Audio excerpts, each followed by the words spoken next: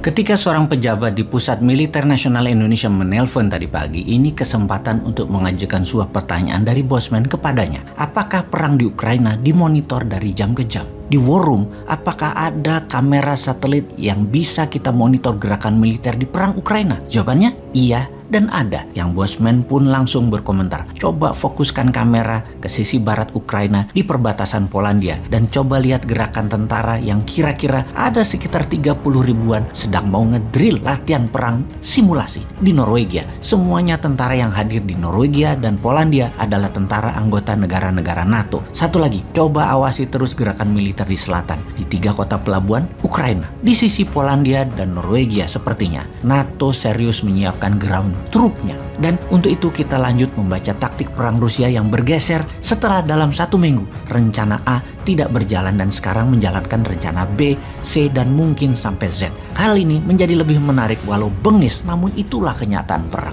Menurut ahli taktik perang modern, pasukan pendukung logistik Rusia di awal perang tidak fleksibel dan kekurangan perlengkapan yang membuat pasukan tempur jadi kekurangan logistik untuk melakukan pekerjaan mereka. Secara kekuatan dalam negeri Rusia, militer Rusia memiliki kemampuan mobilisasi domestik yang luar biasa. Faktanya, dengan sekitar 30.000 personel mereka bertugas di pasukan distribusi logistik Rusia yang tugasnya meliputi pertahanan, penggunaan, dan pembangunan infrastruktur militer. Mereka bisa memobilisasi semua ini untuk perang Ukraina. Kekuatan Rusia sangat besar jika dibandingkan dengan negara lain, misalnya negara besar Tiongkok saja yang lebih banyak infrastruktur komersial, bisnis, dan kebutuhan masyarakat infrastrukturnya tetap lebih besar Rusia. Namun keuntungan domestik Rusia ini tergantung pada rel. Secara bersamaan mewakili kelemahan ketika konflik terjadi di luar negara Rusia. Saat perang jarak jauh, kemampuan logistik militer Rusia masih dipertanyakan. Dalam invasi Rusia ke Ukraina kali ini, rel kereta api canggih utama sebagai pengangkut logistik yang digunakan berada di Belarus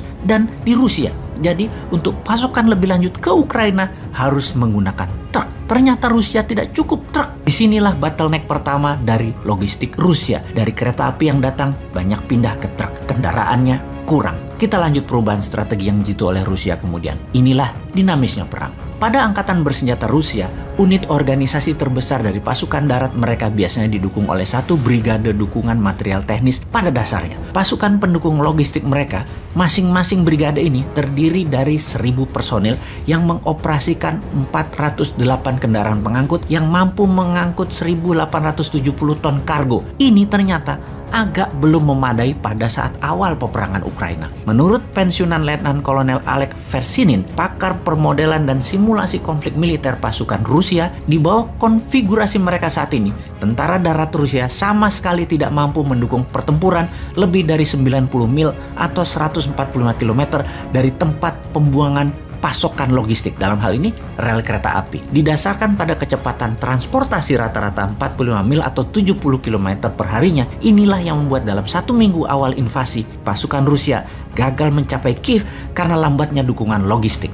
Selagi memperbaiki sistem logistik, Rusia merubah taktiknya sekarang dengan memperbanyak tembakan menggunakan artileri roket. Ini bukan roket penembak RPG tentunya yang digendong di pundak. Ini peluncur roket besar di atas truk atau di atas tank yang memerlukan pasukan pendukung logistik juga. Selain makanan, amunisi, dan bahan bakar, karena setiap roket memerlukan truk khusus untuk diangkut ke peluncur. Ini yang difokuskan oleh Rusia sekarang. Rusia kemudian menambah strateginya, yaitu bumi hangus ala Aleppo, Suriah. Strategi bumi hangus, serangan bertubi-tubi ke kota strategis agar menimbulkan efek trauma dan Zelensky menyerah, agaknya mulai menunjukkan efek positif bagi Rusia. Salah satunya mengakibatkan eksodus besar-besaran ke arah barat warga Ukraina. Masih sekitar fakta lapangan menunjukkan bahwa ketika pasukan Rusia menyerang, seharusnya pasukan Rusia dapat beroperasi secara mandiri tanpa dukungan logistik selama sekitar 3 atau 5 hari. Namun faktanya sekarang ternyata tidak lebih dari 2 hari sudah berantakan dan ditarik ke garis pertahanan. Di sisi Ukraina, mana pasokan pangan didapat dengan bantuan masyarakat dan bunker pangan yang sudah disiapkan jauh-jauh hari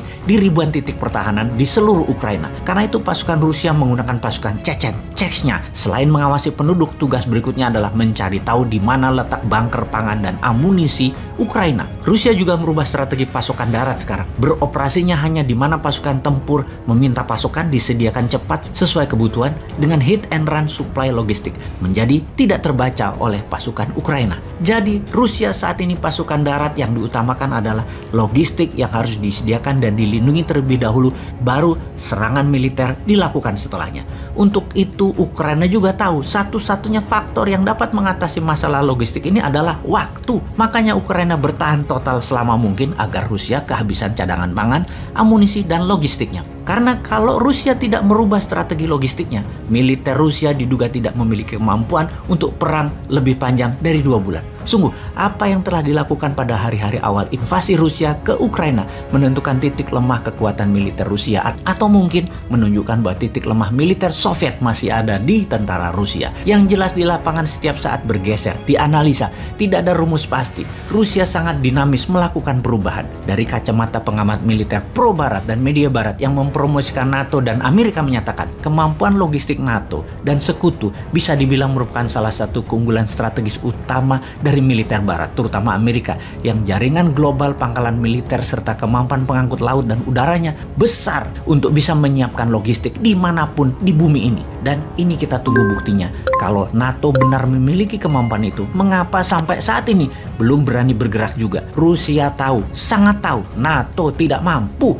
Bukan seperti yang analis katakan tersebut. Apa yang Rusia lakukan sekarang? Strategi Rusia bertambah lagi sekarang adalah dengan menyetop jalur laut di Laut Hitam, memutus kota pelabuhan Mariupol dan sebentar lagi kota pelabuhan Odessa agar Kiev lapar dan menyerah. Kemudian Rusia memecah pasukan kecil-kecil mencari logistik pasukan Ukraina yang ternyata strategi ini mulai menunjukkan hasil. Ketika posisi diketahui, roket meluncur ke titik-titik yang menjadi lokasi penyimpanan dan diledakkan. Intinya, pasukan Rusia sudah semakin mendekati Kiev.